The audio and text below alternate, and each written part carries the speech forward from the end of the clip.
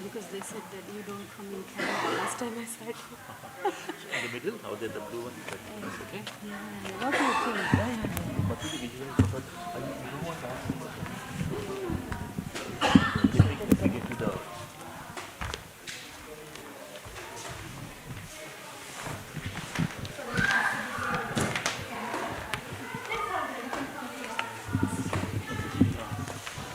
That's your answer. That's okay, that's okay. Thank you, Baba.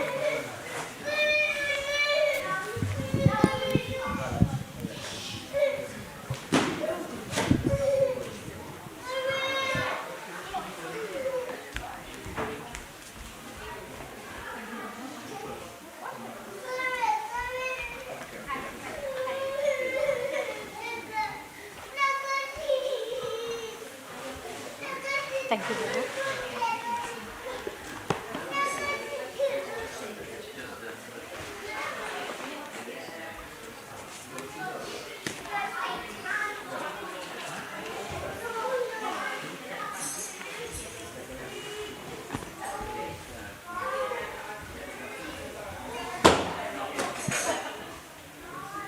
Hare Krishna, everyone. Thank you so much for your patience, and thanks to Sham Prabhu for soulful kirtans. Okay, so today we'll have Bhagavad Gita class on verse 339. So let's do a little kirtan first, and then we'll see what message Krishna has for us today. Traffic jam, so I was like, oh gosh, will I make it? 6. Oh gosh. Sorry, give me a moment.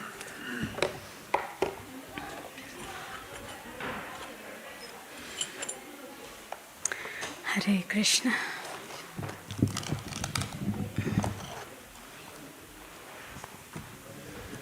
Okay. So we'll do a small kirtan first in the same style. Lead and follow. So I'll sing one line and then you can copy. Is it okay? Thank you so much. Hare Krishna. Jaya Radha Madhava Kunja Bihari Radha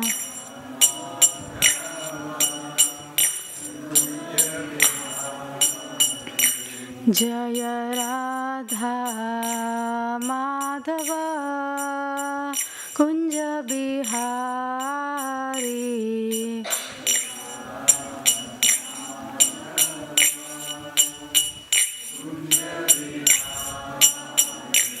Jaya Gopi Janavallabha Girivaradhari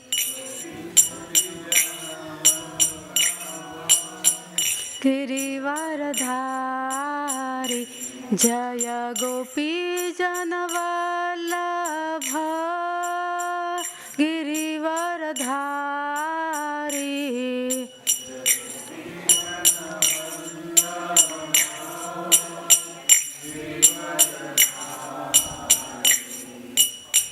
Yashodanandana Braja Janaranjana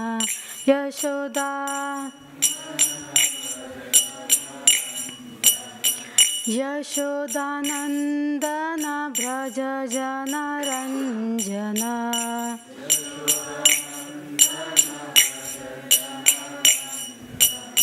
Yamuna Tira Vanachari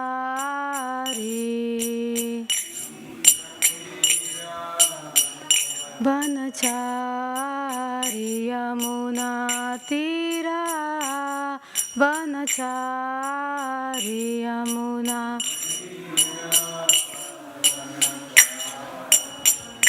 Jaya Radha Madhava Kunja Bihari Jaya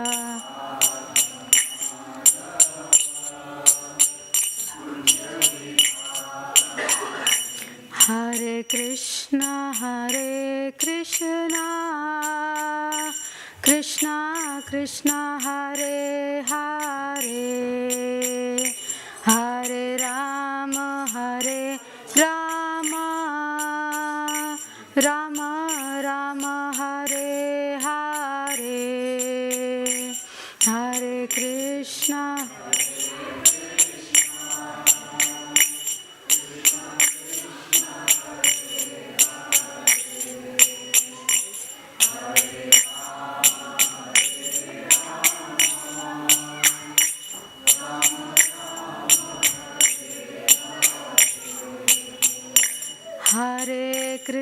Hare Krishna Krishna Krishna Hare Hare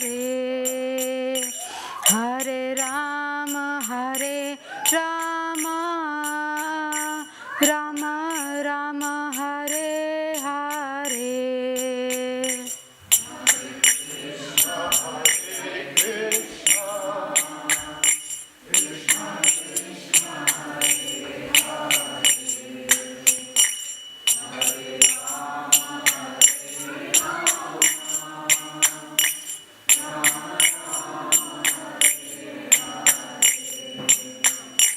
Hare Krishna Krishna Krishna Hare Hare Hare Rama Rama Rama Hare Hare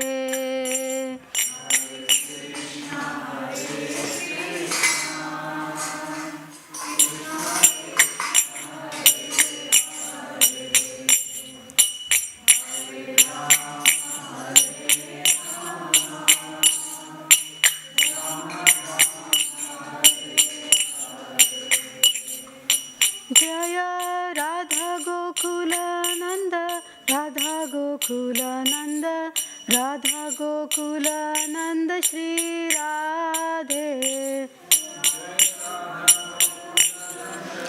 Radha Gokula Nanda Radha Gokula Nanda Shri Radhe Jaya Sita Ram Lakshman Hanuman Jaya Sita Ram Lakshman Hanuman Jaya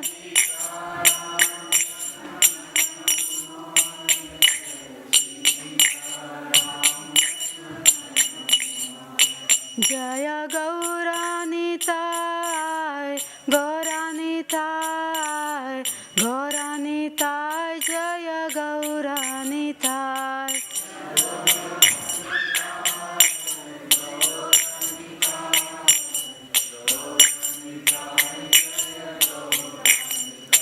Jaya Jaya Prabhupada Prabhupada Prabhupada Jaya Jaya Prabhupada Prabhupada Prabhupada Prabhupada Jaya Jaya Prabhupada Nitai Gaura Hari Bol Hari Bol Hari Bol Nitai Gaura Hari Bol Hari Bol Hari Bol Hari Bol Nitai Gaura Hari Bol Srila Prabhupada ki Hare Krishna. Thank you so much. Helps to calm down, isn't it? Yes, let's do Mangalacharan and then we'll go into the verse.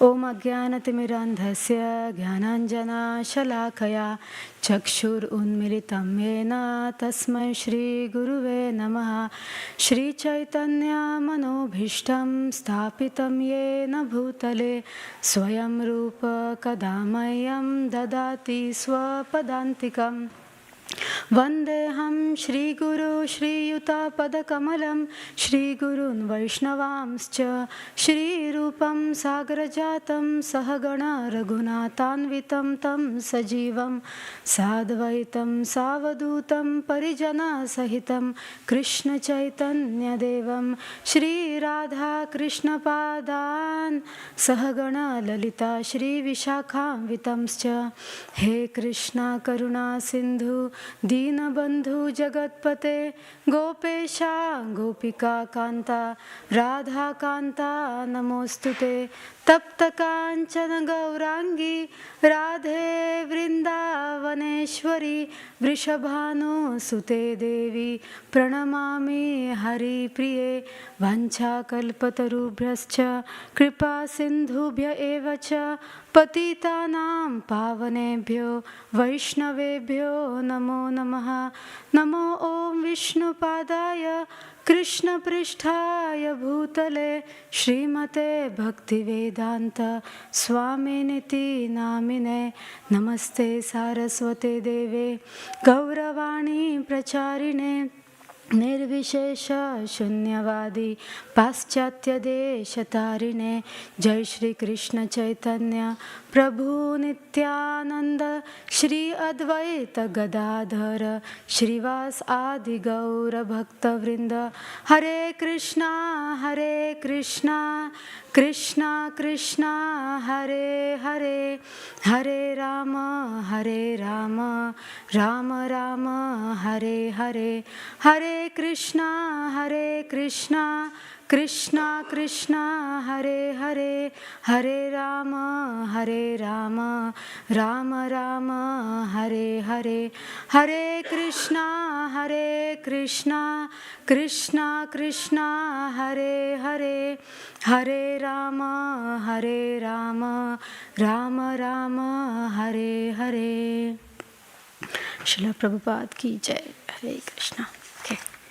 Let's go verse 339. This is from third chapter, of course. Let's recite this first and then we'll look at the translation and purport by Srila Prabhupada. So, avratam jnanam etena jnanino nitya vairina kama rupena kaunteya dushpurena nalena cha. So I'll say it two more times. So three times is auspicious. Avratam jnanametena jnanino nitya vairina kama rupena kaunteya dushpurena nalena cha. Avratam jnanametena jnanino nitya vairina kama rupena kaunteya dushpurena nalena cha. Yes. Avritam, covered. Jnanam, poor consciousness. Etena, by this. Jnanena, of the knower. Nitya vairina, by the eternal enemy. Kama rupena, in the form of lust. Kaunteya, O son of Kunti. Dushpurena, never to be satisfied. Analena, by the fire. Cha, also. Translation and purport by Srila Prabhupada ki jai. Thus, the wise living entity's pure consciousness becomes covered by his eternal enemy in the form of lust, which is never satisfied and which burns like fire. Purport. It is said in Manusmriti that lust cannot be satisfied by any amount of sense enjoyment. Okay. Just as fire is never extinguished by constant supply of fuel, in the material world, the center of all activities is sex, and thus this material world is called Maithuna Agara, or the shackles of sex life. In the ordinary prison house, criminals are kept within bars. Similarly, the criminals who are disobedient to the laws of the Lord are shackled by sex life. Advancement of material civilization on the basis of sense gratification means increasing the duration of material existence of living entity. Therefore, this lust is symbol of ignorance by which living entity is kept within the material world. While one enjoys sense gratification, it may be that there is some feeling of happiness, but actually, that so-called feeling of happiness is the ultimate enemy of the sense enjoyer, which is us. So deep and, so practical actually. Very nice verse. So before we go into the verse, let's do a little bit of overview of where we exactly are in Bhagavad Gita. So just so I know, how many of you have Bhagavad Gita at home? Okay, that's nice. And the actual question, how many of you read Bhagavad Gita at home? Okay, okay, 4 of them, 5. So yeah, we have to read as well, isn't it? Because, if there's something wrong with washing machine, what do? What's the error? There's the error code which flashes. And then what you do? You open the manual and you check what's the error code. Oh, something is clogged. And then it says the steps which you have to do to get rid of that error. Isn't it very practical? Bhagavad Gita is exactly like that. It's a manual for life. And we can't live around life without reading through manuals. So when we go through, and this particular verse is so practical, and these couple of verses from 36 to 43, the last part of chapter 3, very, very practical, which is like, you would know exactly what is that error code and where exactly is the problem and how can I fix it. Krishna is helping us. So just to understand where we are, so Bhagavad Gita has 18 chapters. Those who have the book and are reading the book would know.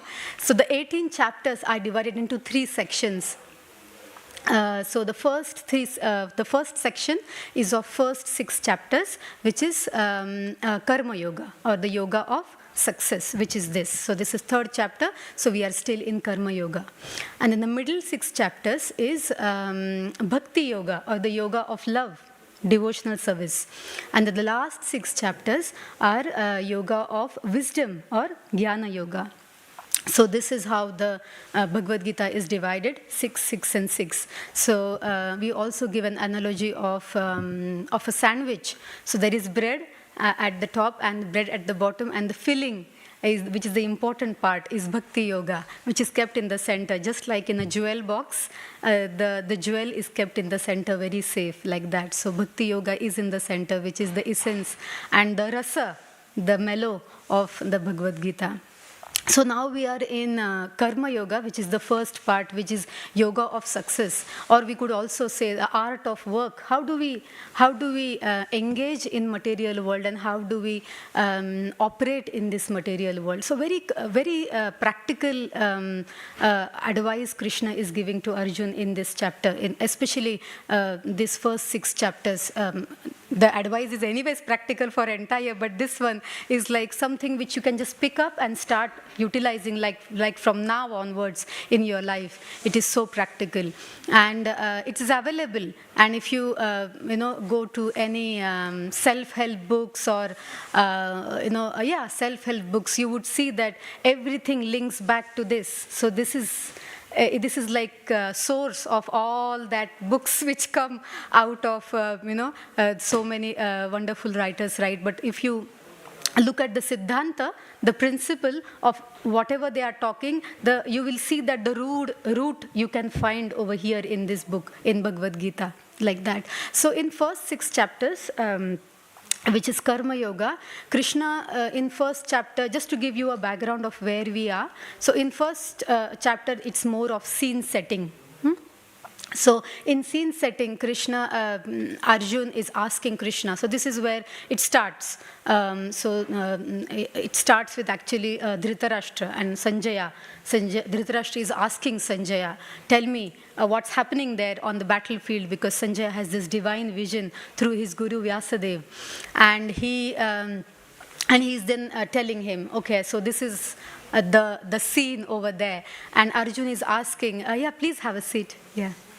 Arjun is asking Krishna, can you please take my chariot to the middle so that I can see who all have came here to fight with me. So he just wants to have a look. And then he goes, Krishna takes his chariot in the center, and Krishna strategically positions in such a way that Arjun can see his grandfather, his teacher, Dronacharya, and all the cousins. And that's when, the penny drops. Like, what is it? What am I trying to do? Am I going to kill my own relatives, my own grandfather in whose lap I have grown up? And the existential crisis just falls on him, and he's thinking, by killing all these my relatives whom I love, will I be able to be happy or stay happy after winning this war, even if I win this war? So that he's contemplating on that, and then he's from inside breaking down, and he's confused, and in that bewildered state he understands, I won't be able to do this by myself. I need some guidance. So people ask that why, your scriptures is like war. But you could understand that Krishna is giving a philosophy which works. On war, the strategy which you apply has to work. If it doesn't work, what will happen?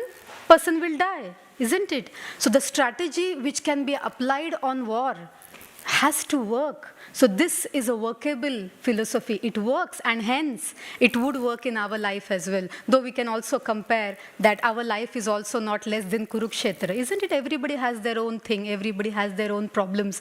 I mean, if we give a mic, then everybody will sing their own Bhagavad Gita.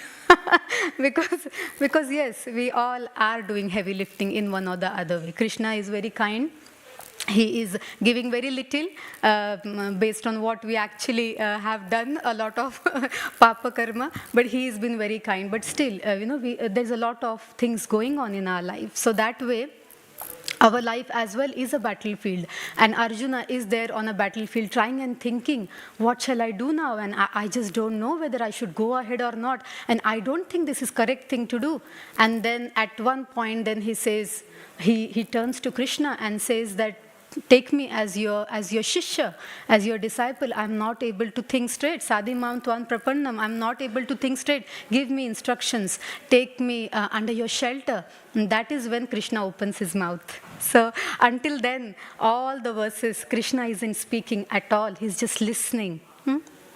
Which is a very nice, the way he positions himself. And there's so much we can learn without even Krishna speaking. He is teaching that when somebody comes to us for help, just listen. That's what Krishna is doing, just listen. Because what happens is we just jump onto giving them advice, isn't it? So Krishna, before even speaking, Krishna is actually starting to give us wisdom as part of Bhagavad Gita.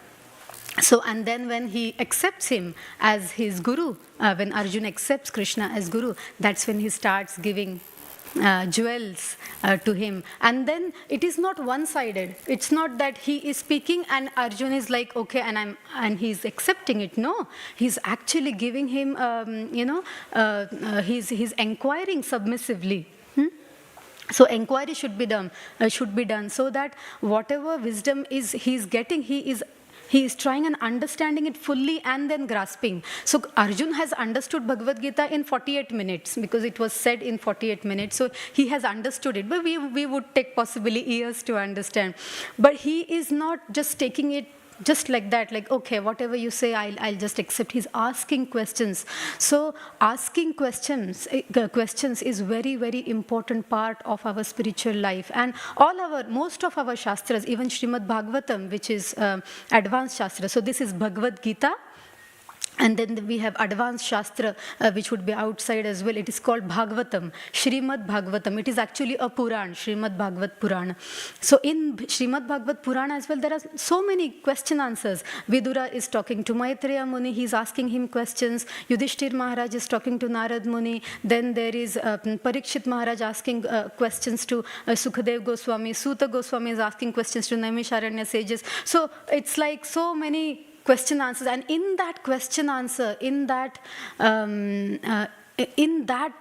brainstorming session is what actually the shift happens. If it's like one-sided flow, then there is no opportunity for growth, because when he's taking in the, okay, then what about this? What about that? And that way, he's asking all the questions which we could ask. So actually, when you start reading, you would have question, and then you would see that, oh, Arjun has asked the same question onto the next verse, or possibly in next chapter. So this is how it goes. So we reached where, so approximately where Arjun took a shelter of Krishna, as, can you take me as your shishya, as your disciple, and instruct me. And then in second chapter is like contents of Bhagavad Gita summarized. That is the chapter title. And what Krishna does is, as any good speaker, what does a good speaker do? He actually gives a summary of what he's going to talk about. Then he talks about it, and then he summarizes again. So Krishna does exactly like this. So first chapter is really scene setting. Second chapter, he gives entire summary of Bhagavad Gita. And then from chapter 3 to 17, he goes into deep dives based on the questions which he is getting from Arjun. And then in 18th chapter, again, he summarizes everything. So he teaches us this public speaking, sutras as well, which we can use in modern life as well, at our workplace possibly. So in second chapter, Krishna is talking about a lot of Jnana Yoga, Sankhya Yoga, Karma Yoga, Bhakti Yoga. He's giving everything. And then after that, in third chapter, I think first or second verse, Arjuna is saying, wait, you are going too fast. Give me more systematic answers. And then that's when Krishna slows down, and then he goes deep dive into Karma Yoga. So he's asking. So the first question, so now we have reached third chapter. So in third chapter, Arjun asks Krishna, what shall I do? Shall I work or shall I renounce? So because Krishna has spoken about different type of yoga, so he's thinking, shall I work? Shall I fight? Or shall I run away to the forest? Shall I renounce? So this is a question which Arjun has asked, and let us see what Krishna says. So Krishna says that don't think of renunciation. Why? Why would he say that don't think of renunciation? Because Arjun is Kshatriya. His nature is been a Kshatriya, and what is the qualities of Kshatriya? He is supposed to fight. So if he's saying that I don't want to kill my own relatives, I'll go in forest and I'll beg and eat. He's saying that I'll even beg. But will he be able to beg? If somebody is saying no, I'll not give you bhiksha, then he will hit him on his head, because he's Kshatriya, he has fire within. He won't be able to do that role. So that's why Krishna is saying that no, that's not for you. You have to do your duty. But while you do your duty, you depend on me, you remember me while you do your work, like that. So let's look at chapter 3 summary quickly. Yes. So chapter 3 starts with, just a second, so many notes. Yeah, so the first approximately 9 verses of chapter 3, that's where Krishna is explaining him about Nishkama Karma. Nishkama Karma means do the work, but give all the credit to the Lord. That you do it, but it's for Lord, this is for you. So leave all the results in hand of Lord. So that's what he is explaining. And then he's moving ahead, and then from verse 10 to 16, he's talking about Karma Yoga. So he gives actually a ladder. He starts with, okay, remember me. Oh, you can't remember me? Okay, at least then work for me. Oh, you can't even work for me? Okay, at least do some charity. Okay, you can't even do charity, then at least do this. So he's giving all the steps which you can do somehow to engage in devotional service. So he's giving so many options because it's very difficult for somebody who is in mode of, who is in modes basically. basically either in sattva, rajas or tamas, to continuously remember Lord. So he's giving him various ways of how can you engage. There are various, don't run away because that's not for you. Then he gives his like a ladder. Of how he can engage himself in the work at the same time in the devotional service as well. And then later on he talks about sacrifice. So Krishna is explaining that I have set up this process of sacrifice. So in one of the verse, I think in chapter 9, is it? He speaks, chapter 15, where he says, Vedescha sarve aham eva vedyo. Vedanta krit veda videha chaham. So the entire essence of Vedas is to know me. So Krishna has given us Vedas. And Vedas have given us the process of sacrifice. In the process of sacrifice, when one does, what is the result is rain. And from rains what we get? Grains. And that grains, when we offer to Lord, then that's the full cycle. So that's what Krishna is explaining over here in between verses, the middle of the chapter, approximately between 17 onwards, I think, where he is explaining how sacrifice is so important. And because it is said that in olden times it used to rain whole night and it used to be sunny whole day, because everybody was pious and the sacrifices were happening. So all the system. So Krishna has created demigods, humans, and this process of sacrifice. And then through this process of sacrifice, when sacrifices happen, demigods shower rain, and then the grains we get, and then we are able to do our processes. The human beings are able to do their own thing, and then again, the sacrifices happen. So that's a perfect cycle.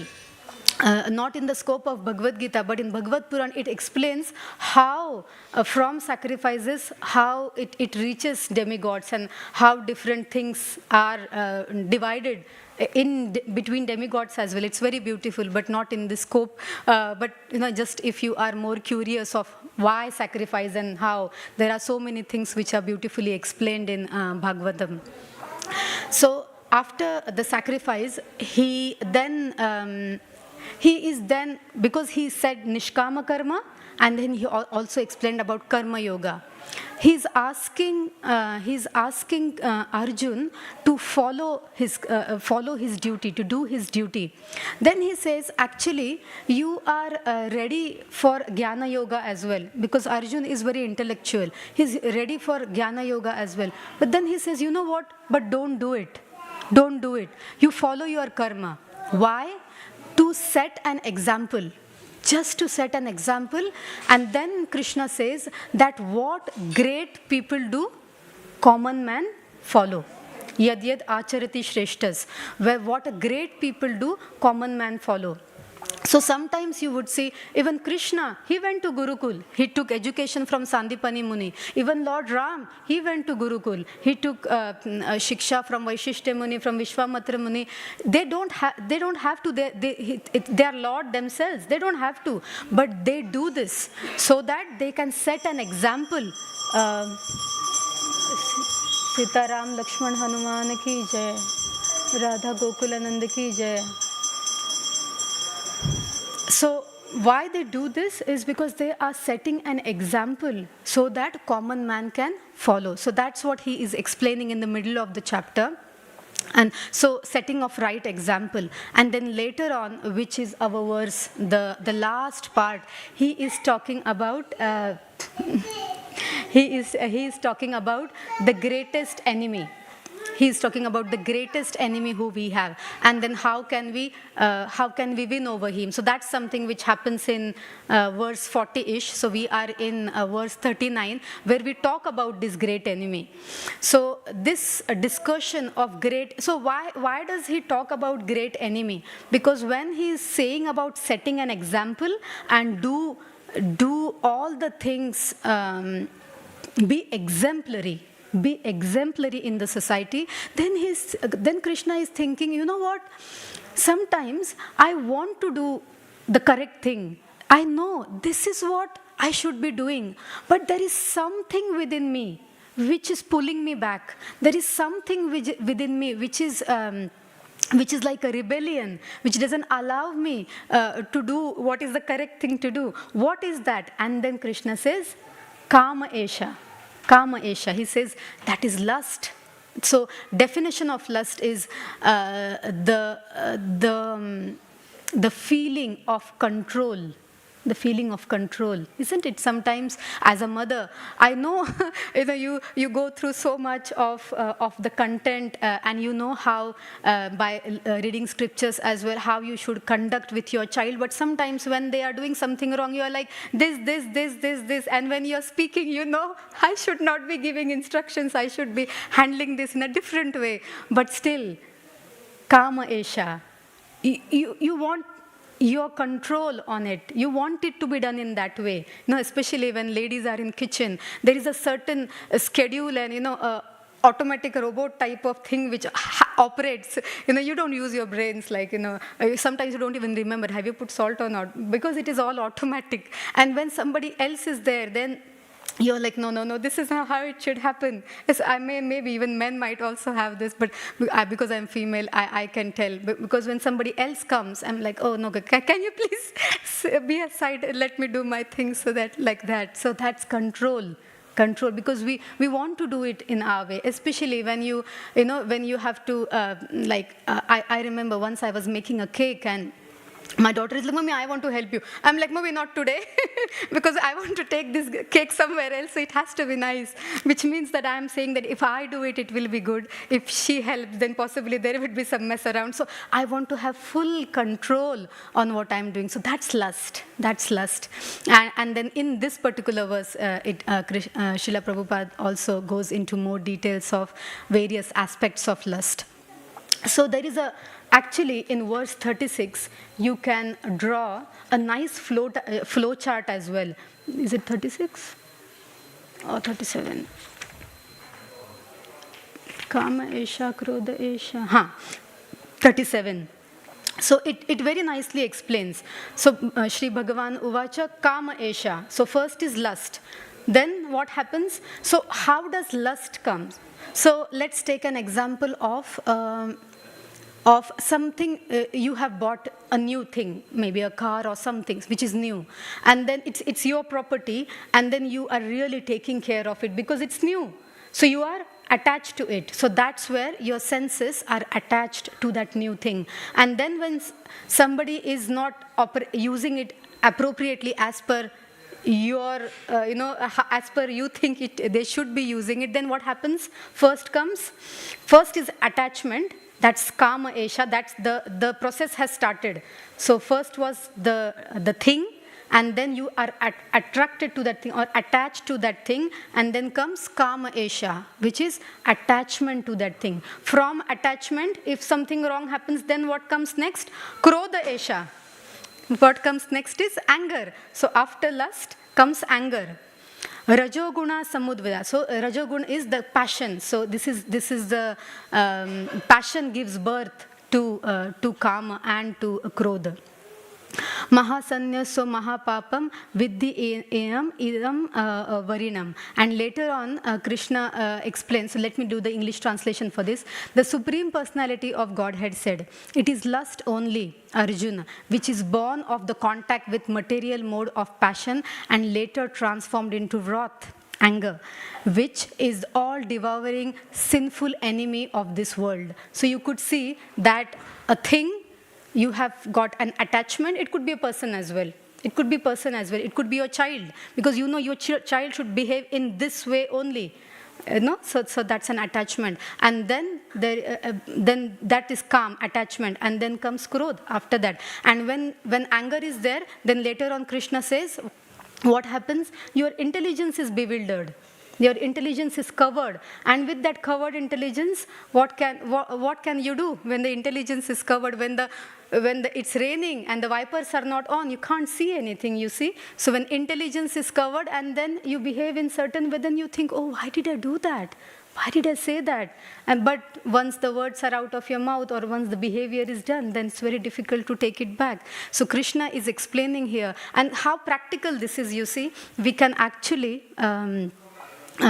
see, and when first time I read this, I'm like, how does Krishna know how I behave? Like, because this is how we all are operating in this world. I was like, wow, this is like somebody is reading my secret diary or something. So it is really like a help book, and it should definitely not be on the shelves. We should be reading it like that. And then coming to our verse. So thus let's look at the purport, and then we will see what we can discuss through. We have 15 minutes, so at 7 o'clock we'll have Aarti. We'll try and discuss this verse. So Srila Prabhupada says, in Manusmriti, so this verse says, thus the wise living entity, pure consciousness, becomes covered by his eternal enemy in form of lust. You see? How we get covered by lust, because we have attachment towards things, and from that all these things start. Which is never satisfied. Lust is never satisfied. So the three things, three properties of lust is, first of all, it is never satisfied.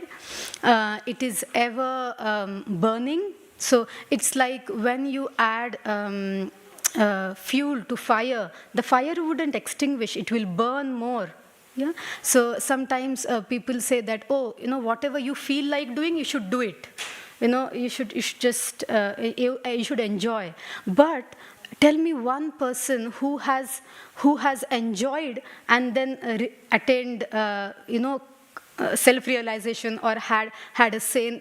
The person gets lost in that. The person gets addicted to it. We know so many people who are addicted to so many nasty things, and we see in our society how certain things happen, like alcohol and things like that. So the way lust is, it is never satisfied. You can't satisfy it by giving it. So if you like gulab jamun, for example, or any sweet, you could imagine that I like gulab jamun. So if you eat one, maybe two, a third maybe not, it is very difficult to. But then you will be like, I just don't. You will possibly even hate that taste in that moment. But second day, again, fresh start, again you will have it. A third day, again you will have it. So it is not possible to satisfy lust. It's not possible. You can, you keep on feeding it, it will keep on increasing. And actually the addiction will keep on increasing more and more, because it is like adding fuel to the fire. So regulation and restriction is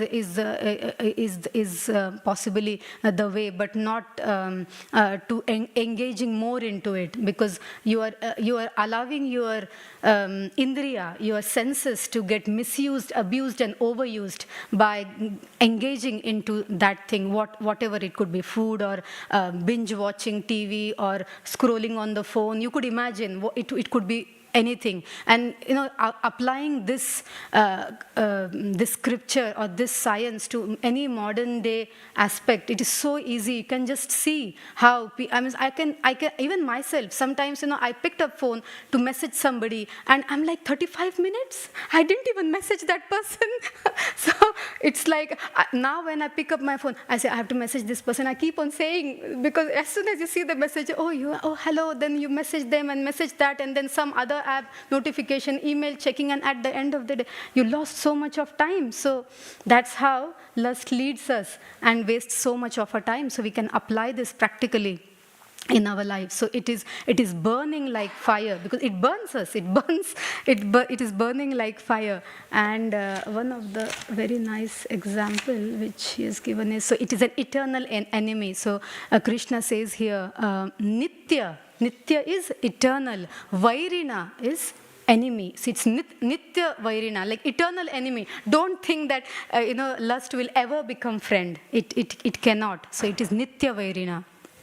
And then it burns like fire. And it is insatiable, because you can't satisfy it. You can't satisfy like that. So the only way to tackle lust is through bhakti yoga, through meditation, through chanting, through devotional service. That is the only way through which one can overcome lust. Otherwise, engaging into it is like suicide, committing suicide. So looking at the purport, it is said in Manusmriti, that lust cannot be satisfied by any amount of sense enjoyment. We spoke about that. Just as fire is never extinguished by constant supply of fuel. Yeah, we understand that. In material world, the center of all activities is sex. So we understand this. It is quite common. I don't have to explain this particular part because you see around you see in adverts as well. Yeah, everything is around sex. The way the whole society, marriages, everything is so centered around this that it has become contaminated and convoluted. The real meaning of marriage is actually vivaha samskar in Vedic tradition. There are 16 samskars, and vivaha, wedding, is one of the samskar. Marriage is a samskar, but it has got so much of what do you say, the whole samskar part of it has got so much contaminated that it's all about the boy and the girl, and then the center and the whole frenzy around it. And you're like, where is the samskar happening here? Where is the samskar happening? It's all about show. It's all about showing off how much rich somebody is, or how much nice they look by having so many photo shoots. Nothing wrong about it, but yeah, there should be balance on everything. And the authenticity of this samskar should be nurtured, kept, and then you can do so many other things around it, but the essence should not be lost. Then Srila Prabhupada says, in the material world, the center of all activities is sex, and thus this material world is called Maithuna Agara, or the shackles of sex life. In the ordinary prison house, criminals are kept within the bars. Similarly, the criminals who are disobedient to the laws of Lord are shackled by sex life. So easy to understand this. In one of the Maharaj, he explains in one of the class that when one gets married, he is on minimum speed. You see, so there are 4 varnas. Brahmacharya, which is when somebody is single, Brahmacharya, Grahastha, Vanaprastha, and Sannyas. So if you look at it, Brahmacharya is single, so no sex life there. Then let's remove Grahastha from there. Let's go to Vanaprastha. Vanaprastha means retired life, no sex life there. Then last, Sannyas, of course no sex life. The only enjoyment where sense enjoyment which is there is in Grahastha life. And that's why a grahastha are supposed to give charity, because they are enjoying their senses, and as part of that they should be giving charity. They should be taking care of the other 3 varnas, like brahmacharya, vanaprastha, and the sannyasis. They are supposed to look at these 3 varnas and then operate, otherwise they accumulate papa karma.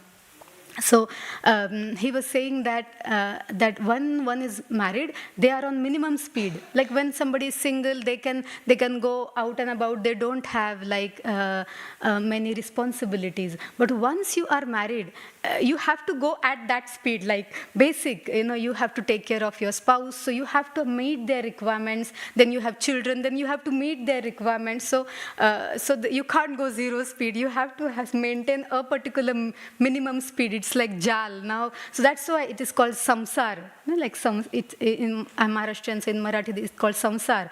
It basically means cycle. So you are now entangled in that. And the only way to successfully execute your grahastha dharma, actually, if one does not execute their grahastha dharma properly, they are not even called grahasthas. They are called grahamedhis. Grahamedhis are the ones who are just engaged in sense enjoyment. They're called graha medis. So we have to think, are we only enjoying for ourselves, or are we also taking care of our grahastha dharma properly? And are we as per this is not something which Krishna himself says, Chaturvarnam Maya Shrashtam. He himself, Maya Shrashtam, he has established this Chaturvarna, these 4 varnas he has established. So because he has and why he has established is because there are this is how we will be able to operate in this world. Otherwise it will be chaos. Otherwise, what's the difference between us and cats and dogs? And we can see it, isn't it? We are going towards becoming more cats and dogs, and we feel it is modernization, isn't it? That's how people feel, oh, they are modern. Isn't it? Unfortunate, but that's how Kali Yuga advances. Otherwise, how will Kali Yuga advance? Kali Yuga also has to advance. So this is how it will advance. Okay. So advancement of material civilization is based on sense gratification, means increasing duration of material existence of living entity. So the only, we feel that we are advanced because previously people used to die at maybe 30, 40, now we die at 80. That's material advancement. and what we do for those 80 years, we enjoy. Sense enjoyment. So that's what we are doing. Therefore, this lust is a symbol of ignorance. This lust is a symbol of ignorance because we are blinded, we are covered, as we say. What happens when there is a object of sense enjoyment? When one is attached to the object of sense enjoyment, kama esha, kama, lust, and then what happens after that? Krodha esha. After that comes krodh, and then intelligence is bewildered. We get covered, and once we are covered, we are not able to think through. And therefore, okay, 5 minutes. Therefore, this lust is of ignorance by which the living entity is kept within material world. While one enjoys sense gratification, it may be that there is some feeling of happiness. There may be some feeling of happiness, but actually that so-called feeling of happiness is the ultimate enemy of sense enjoyer. So you think the one who is smoking, he's getting some sense of enjoyment, isn't it? Maybe he's getting. The one who is having an alcohol, he's getting some sense enjoyment. But is it for his good? Yeah. So as Srila Prabhupada's words are like so magic. But actually, that so-called feeling of happiness is the ultimate enemy of the sense enjoyer. The one who is thinking that he is enjoying, it's its enemy. That enjoyment itself is his enemy. Srila Prabhupada in another place gives example of a hog, of a pig, and he says, he explains that a pig might be eating stool and being in filthy places, and we think, oh my God, such a bad life, this jiva has got, he's eating stool. But for him, he is enjoying. He is enjoying. Similarly, for we think that we are enjoying, but that's why when we talk to sadhus or realized beings and we say our problems, they are smiling because possibly we are like those hogs and pigs for them, and our enjoyment and our problems, they feel that okay, what this person is doing. But then to reach to that level and ask those questions, we also have to step up. So the basic thing to start with, how can I start? How can I start? So the first basic principle is to follow 4 regulative principles. That's what Srila Prabhupada gives us from Srimad Bhagavatam.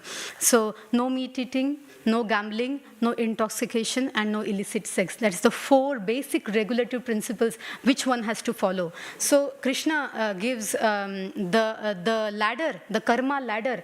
Actually, to get onto the ladder, the basic,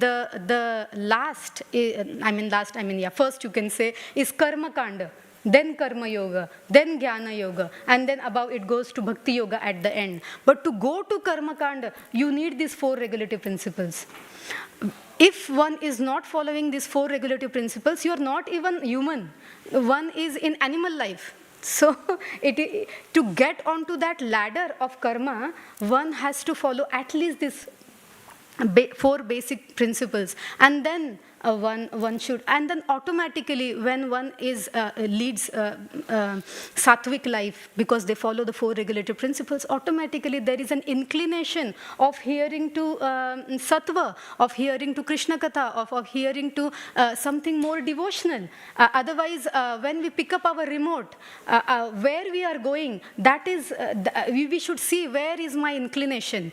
And that inclination is where we are actually. If our hand is going naturally to Krishna Katha, bhajan, or something more spiritual, something more deeper, something which nourishes my soul, then we are in sattva. Something which is more, a sense enjoyment, then we can understand that we are in rajas, in passion, or in mode of ignorance. So by our Bhagavad Gita is very practical, and just by following these things and by reading it, we get so many principles out of it, and we can apply in our daily life. You can apply it like from now onwards and see where am I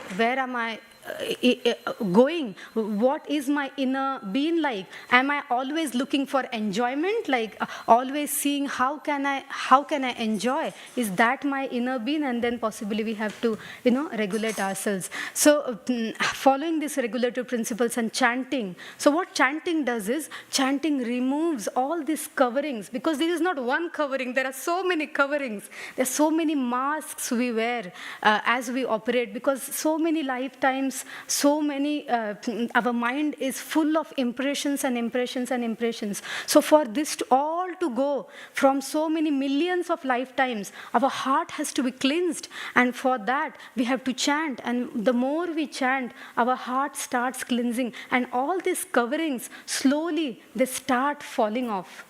So I'll say this and then we'll end, because at 7 o'clock we'll have Aarti. So one disciple asked Guru that we follow 4 regulative principles, and we live this sattvic life, and we chant and do so many other things. By doing all these things, will I see Krishna? Will I see God? And will he appear? Will Krishna appear? And the Guru said, no. He'll not appear. And then the disciple was like, what? By doing all these things, if I'm not able to see the God, if Krishna will not appear, then why am I even engaging in these things? Why am I even doing? And then the Guru explains that, can you do anything to make sun appear? Can you do anything? You can think about it. Is there anything which you can do to make sun appear? There's nothing. But what you can do is you can be awake when sun appears. So these regulative principles, this chanting, this keeps you awake. So when Krishna appears, you are awake to see him. So thank you so much for your time and patience and tolerating. We'll have Aarti now, and then after that we will have Mahaprasad outside served. Thank you so much. Hare Krishna.